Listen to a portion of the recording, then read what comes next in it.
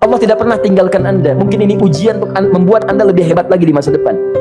Kalau Anda tidak tahan bantingan yang sekarang, bagaimana Anda bisa mengatasi pelintiran yang akan datang?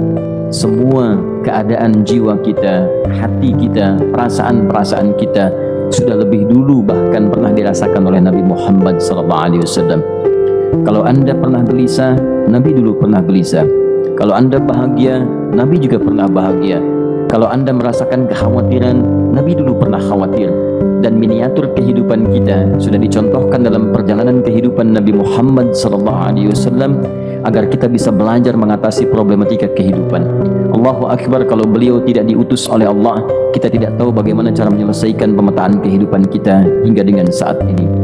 Bahkan satu ketika pernah beliau kemudian dalam masa yang telah panjang berdakwah, qadarullah kemudian ada wahyu yang jeda datangnya tidak seperti biasanya. Biasanya datangnya cepat, berganti hari turun wahyu, ganti pekan turun wahyu. Ini beberapa masa wahyu belum turun. Ada hikmah di balik itu. Teman-teman sekalian, tiba-tiba beliau naik ke atas bukit, wahyu belum turun juga. Pulang ke rumah, belum turun juga. Sampai keadaan itu terlihat oleh kalangan kafir Quraisy dan mereka berkata, lihatlah Muhammad sudah gila, dituduh gila. Jadi kalau Anda cuma dituduh dengan hal-hal yang ringan, dituduh soleh, kan? Dituduh kemudian orang yang berubah, dituduh semakin beriman dan sebagainya, barangkali itu lebih baik. Nabi dituduh gila, Anda bayangkan. Tuh Muhammad sudah gila, Muhammad sudah ditinggalkan oleh Tuhannya, Muhammad sudah kehilangan pegangannya, Muhammad sudah tidak punya orientasi, orangnya sudah nggak jelas, bolak-balik tidak karuan, naik ke atas bukit seakan-akan orang yang frustasi dan seterusnya. Tapi tahukah Anda apa yang terjadi? Setelah berbagai cacian, makian, tuduhan macam-macam diterima oleh Nabi SAW, lantas tibalah masanya Allah menurunkan satu surah, bahkan disandingkan dengan surah yang lainnya. Bersandinglah dua surah ini secara bersamaan turun, surah ke-93 dan surah ke-94-nya, terkait berkelindan memberikan satu harapan yang sangat panjang. Kata Allah, wadduha wal-laili idza saja ma wadda'aka rabbuka wa ma qala walal akhiratu khairul laka minal ula walasawfa yu'tika rabbuka fatarda alam yajidka yatiman fa'awa wa wajadaka dhallan fahada wa wajadaka 'ailan fa'aghna fa ammal yatima fala taqhar wa ammas sa'ila fala tanhar wa amma bi ni'mati rabbika fahaddits. Ya Muhammad, saya bersumpah dengan waktu duha. Kalau kita baca dengan ilmu balaghahnya, itu bukan sekedar sumpah mengilustrasikan waktu duha. Karena di ilmu balaghah itu nanti ada 3 turunan ilmu. Ada disebut ilmu ma'ani, ilmu mencari kata-kata sehingga ungkapannya sesuai untuk disampaikan. Mana kata-kata yang tepat untuk disampaikan dalam konteks yang ingin dibicarakan, itu ma'ani namanya. Kemudian setelahnya ada ilmu bayan, bagaimana mengemas kosakata yang bagus ini sehingga bisa disampaikan dengan jelas, orang tidak bingung menerimanya, paham maksudnya. Kemudian setelah itu kadang-kadang jelas kalimatnya, tapi kedengarannya tidak indah. Woi, rapatkan, woi, apa belum paham juga? Rapatkan saf. Memang jelas, tapi nggak ngenakin. Maka bagaimana caranya disampaikan dengan jelas, tapi hati kita terasa nyaman? Memuji terasanya nyaman diserahkan kepada Allah, tapi ada kebahagiaan, disampaikan tidak terasa tergurui, diperintahkan serasanya diberikan jalan untuk mendapatkan kebaikan. Maka yang ketiga disebut dengan ilmu badi' namanya. Ilmu menghiasi kalimat yang disampaikan sehingga terasa dengan nikmat. Turunannya nanti ada majaz namanya. Mengambil sebuah kalimatnya untuk diposisikan pada kalimat yang nyaman disebut dengan kinayah turunannya.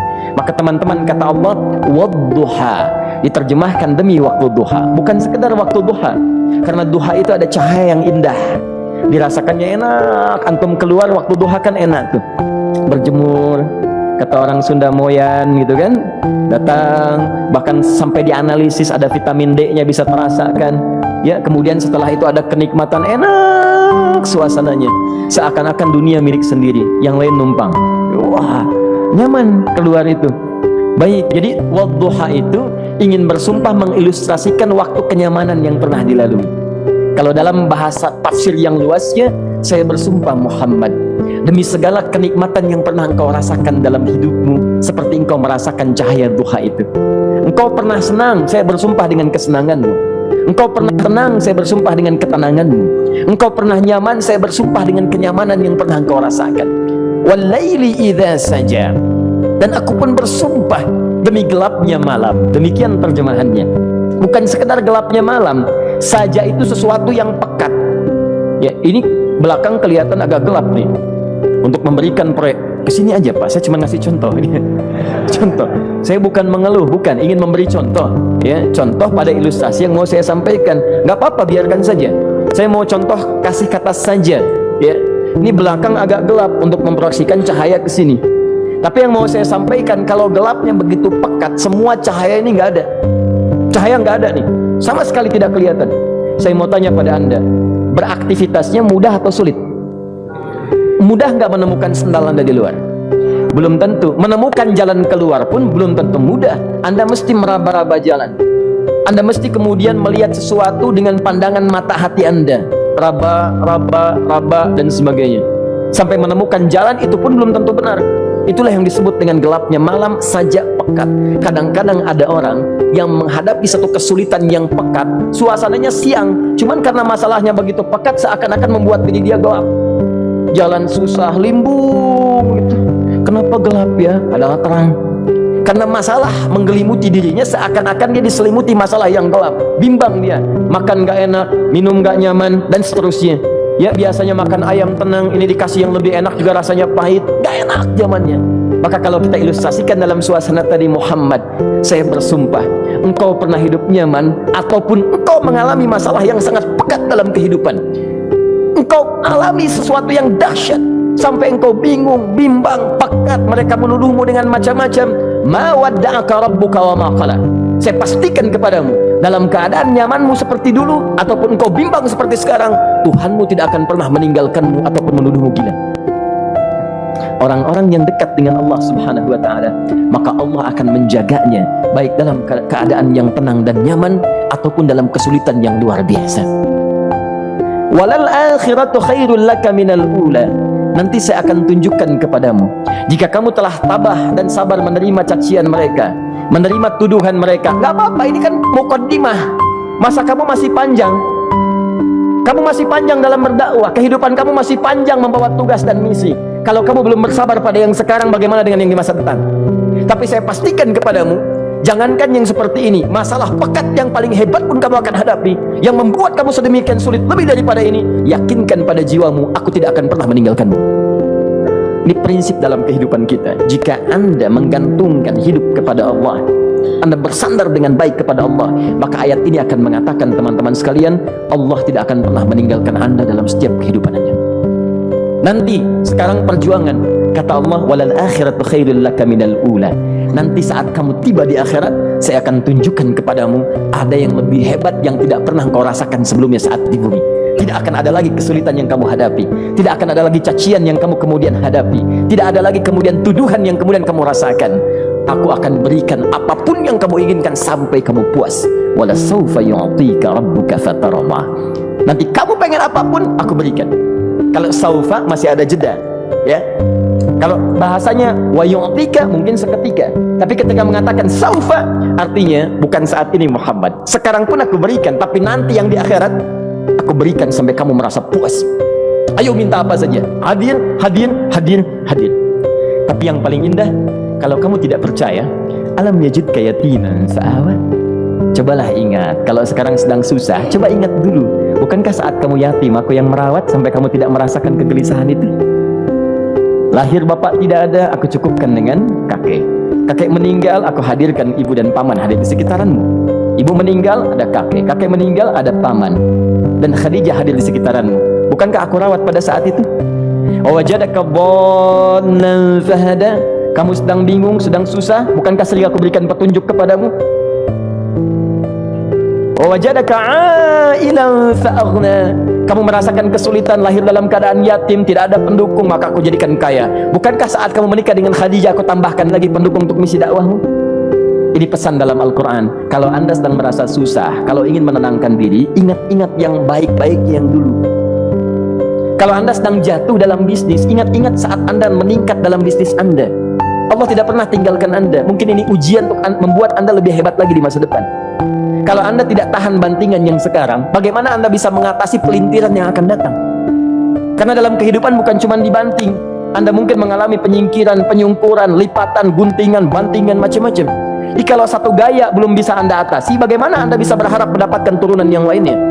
Selalu ingat bahwa jika hidup Anda ingin tampil gaya, Anda harus merasakan tekanan dalam kehidupan. Karena F selalu berbanding lurus dengan P, hukum Pascalnya. Gaya berbanding lurus dengan tekanan. Orang yang ingin tampil gaya dalam kehidupan, maka dia mesti siap menghadapi tantangan-tantangan hidup yang diatasi. Turun ayat sampai ujungnya. Jadi kalau kamu sudah begini lagi, jangan pernah kamu membentak orang lain. Jangan pernah merendahkan orang lain. Karena Allah pun menjaga setiap hamba sepanjang ia mendekat kepadamu. Setelah itulah turun kemudian surah Al-Insyirah. Alam nashrah laka sadra. Antum kenal Nabi Musa? Baik. Tapi agak lumayan lah. Tadi saya di Soreang kenal Fir'aun, di sini Musa. Baik, alhamdulillah. Perhatikan ya, dahsyatnya pemberian Allah kepada Nabi Muhammad SAW. Nabi Musa alaihi salam, dan sering kali kita bacakan untuk memohon kepada Allah, Rabbi syrahli sadri. Perhatikan baik-baik. Ini keunggulan Nabi Muhammad SAW dibanding Nabi Musa alaihissalam. Dua-duanya Nabi, Rasul, tapi masing-masing punya keistimewaan. Musa, Nabi, berdakwah, memohon kepada Allah kelapangan hati. Rabbi syrahli sadri. Ya Allah, tolong lapangkan hatiku nih. Kenapa mesti lapang? Karena pasti Musa merasakan nih, saya tahu betul karakter Fir'aun. Belum apa-apa sudah memaki. Kalau orang yang hatinya tidak lapang, tidak akan tahan dengan makian, keluarlah kemudian balasan yang tidak digambarkan sebelumnya. Fir'aun tuh kasar. Kasarnya bukan sekedar kasar, bahkan saking kasarnya bisa berujung pada eksekusi kematian. Saya contohkan tadi di sore yang ini, saya nggak suka dengan rambutnya nih, kata Fir'aun. Bukan nyuruh nyukur, mas, tolong pisahkan kepala dari badannya. Gitu gayanya tuh Fir'aun. Ya, bukan nggak ngenakin, susah dengan Fir'aun itu. Jadi kalau belum apa-apa datang Musa ke situ, hatinya tidak seluas samudra, hatinya tidak lapang, cuman seluas gelas, tidak akan sabar menerima cacian Fir'aun.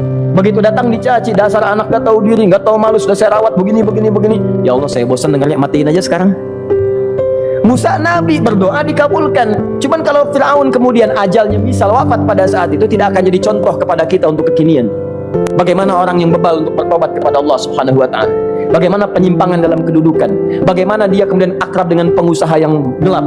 Di pengusaha gelap berpartner dengan penguasa zalim. Sudah ada dari dulu. Pengusahanya disebut dengan Qarun. Kemudian mohon maaf, ya, yang pemimpinnya disebut dengan Fir'aun. Tokoh intelektualnya disebut dengan Haman. Makanya cerita ini komplit di Quran. Sudah ada. Di setiap persoalan dalam kehidupan masyarakat disebabkan tiga hal yang berkolaborasi. Kalau bukan penguasa zalim berpartner dengan pengusaha gelap, ditopang oleh intelektual yang sembrono. Itu persoalan. Jadi kalau ada sekarang intelektual menyalahgunakan kepintarannya, dia terlambat, sudah ada Haman dulu. Dan gak usah bersaing, dia bisa bikin piramida, Anda belum tentu bisa membuatnya. Kalah Anda, masih kalah hebat. Ya, jadi kalau dititipkan sesuatu jangan disimpangkan. Yang ingin saya sampaikan, Musa mengatakan Rabbi syrahli sadri. Nabi berangkat berdoa dikabulkan oleh Allah. Nabi Muhammad belum minta, turun ayat Alam nashrah laka sadra. Yang ini minta Rabbi syrahli sadri. Nabi Muhammad Alam nashrah laka sadra. Muhammad, mulai dari peristiwa sehingga engkau akan lebih sabar lagi menerima tantangan-tantangan dakwah. Mulai sejak itu jangankan dimaki, dilempar batu di Taif. Dari Mekah pergi ke Taif dengan Zaid, kemudian sampai di Taif mendapatkan sesuatu yang tidak dibayangkan sebelumnya. Kalau cuma dihentikan saat mengajar, wajar. Ini dilempari batu. Anda bayangkan?